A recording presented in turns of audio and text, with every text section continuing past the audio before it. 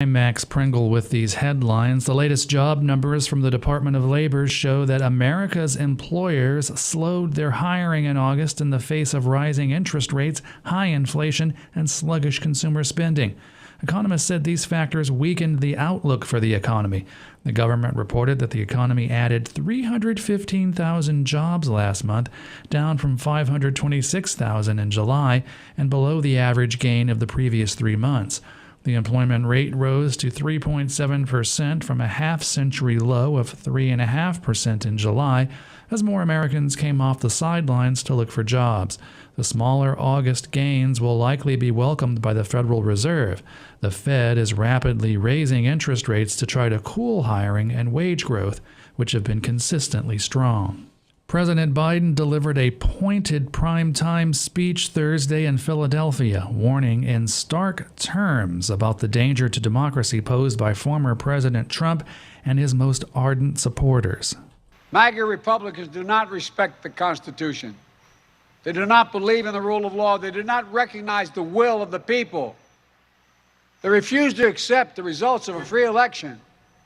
And they're working right now, as I speak, in state after state, to give power to decide elections in America to partisans and cronies, empowering election deniers to undermine democracy itself. Biden acknowledged that not all Republicans support Trump, but that Trumpism, he said, is now the dominant force in the party. Republican critics lambasted the speech. Arkansas Governor Asa Hutchinson told CNN that Biden was campaigning on dividing Americans. I think it was a political speech. It was a divisive speech, and that's not presidential. In his speech, he said we should look at each other as Americans and not enemies, and yet he singled out a segment of Americans and said basically they're our enemy. Former President Trump plans a rally this weekend in Scranton, Pennsylvania, as the midterm election season kicks into full swing. China has locked down the city of Chengdu in an attempt to contain a COVID-19 outbreak there. The city recorded 157 new infections Thursday.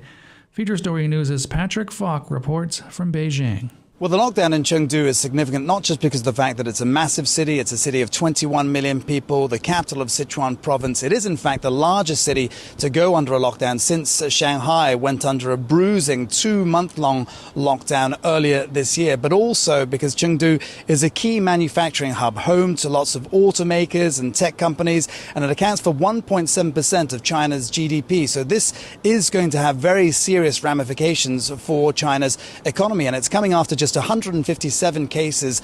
And that's Patrick Falk in Beijing.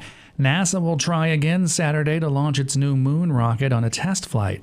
The first attempt on Monday was thwarted by engine trouble. Managers said Tuesday that they're changing fueling procedures to deal with the issue.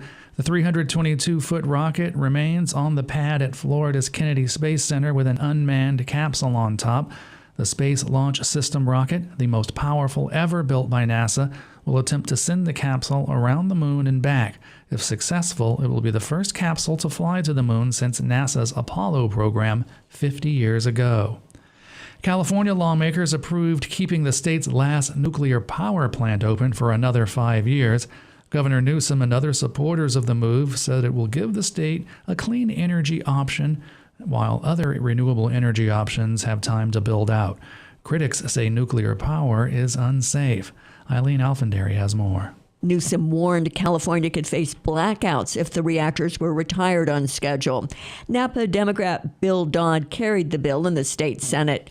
SB 846 will give us an essential tool in the toolbox to prevent widespread rolling blackouts and avoid significantly increased electricity prices from dirty carbon emitting out-of-state sources. Environmental groups cited the potential danger of extending the life of the reactor, which started operating in 1985. It is sited near earthquake faults both on and offshore. I'm Eileen Alfandary for Pacifica Radio. And I'm Max Pringle.